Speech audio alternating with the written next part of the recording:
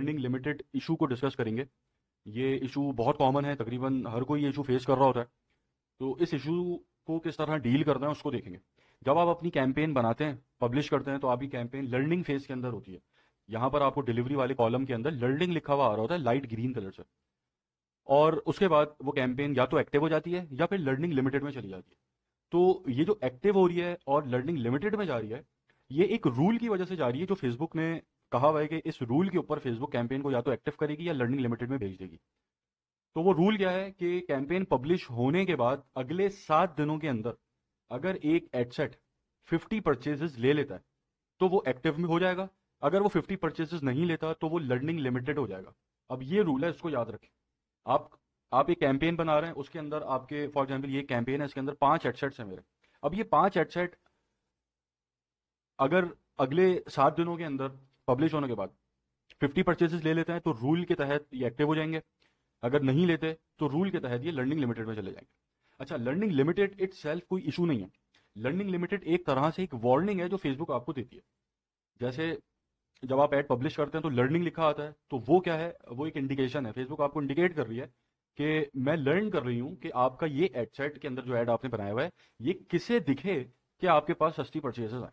अब वो learning period चल रहा है और फिर एक्टिव हो गया, फिर लर्निंग लिमिटेड हो गया। अब लर्निंग लिमिटेड, अच्छा, जो एक्टिव हो रही कैंपेन वो भी इंडिकेशन है कि भाई मैं लर्न कर चुकी हूँ कि आपका ऐड किसे दिखना चाहिए, और अब ये कैंपेन मैंने एक्टिव कर दिया। तो ये लर्निंग और एक्टिव आपको समझ में आ गया। अब लर्निंग लिमिटेड ये क्या है कि ये फेसबुक आपको वार्न कर रही है कि मैं लर्निंग फेज में थी लेकिन मेरे पास इनफ परचेजेस नहीं आ रही कि जिसकी बेसिस पे मैं लर्न कर सकूं कि आपका ऐड किसे दिखना चाहिए किसे नहीं दिखना चाहिए, सिंपली।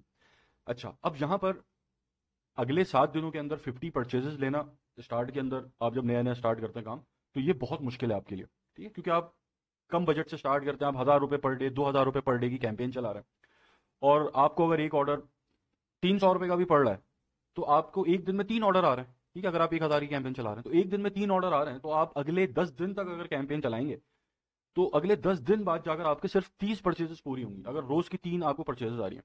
तो जैसे ही 7 दिन पे कैंपेन पहुंचेगी, ये एक्टिव जो है लर्निंग से ये लर्निंग लिमिटेड हो जाएगा। तो अब यहाँ आपको क्या करना है कि अगर आप कम बजट के ऊपर कैंपेन चला रहे हैं, तो अगर आपका एड सेट लर्निंग लिमिटेड हो जाता है तो आप इंतजार करें और ये देखें कि आपकी कैंपेन की प्रॉफिटेबिलिटी कम हो रही है। अगर प्रॉफिटेबिलिटी कम नहीं हो रही तो आप इसको चलने देंगे। लेट से हम अज्यूम करते हैं कि 7 दिन गुजर गए, एक एडसेट का बजट मैंने 1,000 पर डे रखा हुआ था, और 1,000 पर डे के ऊपर मुझे 3 परचेजेस आ लेंगे। तो 7 दिन गुजरने के बाद मेरे पास 21 परचेजेस आई हैं और मेरी एडसेट मेरा लर्निंग लिमिटेड में चला गया। तो अब मैं यहाँ पर इंतजार करूंगा कि मेरी 50 परचेजेस कंप्लीट हो जाए। लर्निंग लिमिटेड को मैं सीरियस नहीं लूंगा। अगर यहाँ मेरी कैंपेन की परफॉर्मेंस मुझे लगता है कि यार एक ऑर्डर पहले मुझे 300 का जो आ रहा था, अब वो एक ऑर्डर मुझे 500 550 का आ रहा है, कॉस्ट पर परचेज मेरी डबल हो गई है, तो अब यहाँ पर मैं 2 काम कर सकता हूँ। तो पहला काम आप यहाँ पर क्या कर सकते हैं कि आप एडसेट ही ऑफ कर दें और उसको डुप्लीकेट कर दें नए एडसेट में। लेकिन ये रिकमेंडेड नहीं है, क्योंकि अगर आप लर्निंग लिमिटेड एरर की वजह से एक एडसेट को बंद कर रहे हैं तो जब आप दोबारा एडसेट बना रहे हैं उसके अंदर भी अल्टीमेटली लर्निंग लिमिटेड हो जाएगा। तो ये रिकमेंडेड नहीं है, लेकिन ऐसा भी लोग करते हैं। ये हो गया पहला काम।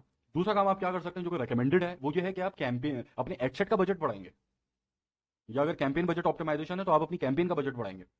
और उसके बाद देखेंगे कि आपके एडसेट के साथ क्या हो रहा है। अमूमन क्या होता है कि जब आपका एडसेट लर्निंग लिमिटेड पर होता है, आप बजट इंक्रीज करते हैं, तो एडसेट लर्निंग लिमिटेड से दोबारा लर्निंग फेज में चला जाता है। और जब वो दोबारा लर्निंग फेज के अंदर जाता है तो अब यहाँ पर फेसबुक लीनियंट होती है आपके एडसेट को लेकर। जैसे कि जब आपने एडसेट को पब्लिश किया था उस वक्त फेसबुक स्ट्रिक्ट थी कि भाई 50 परचेजेस अगले 7 दिनों में चाहिए ही चाहिए, वरना यहाँ लर्निंग लिमिटेड का वार्निंग मैं दूंगी। लेकिन अब जब आप लर्निंग लिमिटेड एक दफा एरर आपके पास आ गया, अब आप कैंपेन को या अपने एडसेट का बजट इंक्रीज कर रहे हैं, तो अब ये दोबारा लर्निंग फेज में जा रही है। अब फेसबुक यहाँ लीनियंट है। अब जरूरी नहीं है कि फेसबुक लर्निंग फेज में जाने के बाद 50 परचेजेस का वेट करे।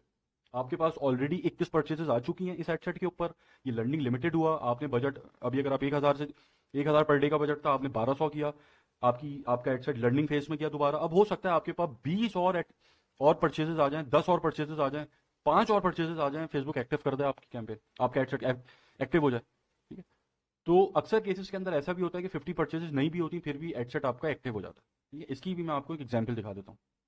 तो अगर ये इशू आपके पास आ जाए तो आपको घबराना नहीं है, एनालिसिस करना है अपना कि क्या आपको प्रॉफिटेबिलिटी आपकी मेंटेन्ड है या नहीं। अगर प्रॉफिटेबिलिटी मेंटेन्ड है फिर तो आप इग्नोर करेंगे। अगर आपकी प्रॉफिटेबिलिटी खराब हो रही है तो फिर आप एक्शन लेने की स्टेज पे, अगर आपने देखा कि नहीं यार अब तो प्रॉफिट मेरा बिल्कुल ही कम हो गया या कॉस्ट पर परचेज मेरी बहुत हाई हो गई है, तो फिर आप जो है जो अभी मैंने आपको बताया वो फिर आप चीज़ें इंप्लीमेंट करेंगे और फिर उसको देखेंगे। तो ये लर्निंग लिमिटेड का इशू है जो आप फेस कर सकते हैं।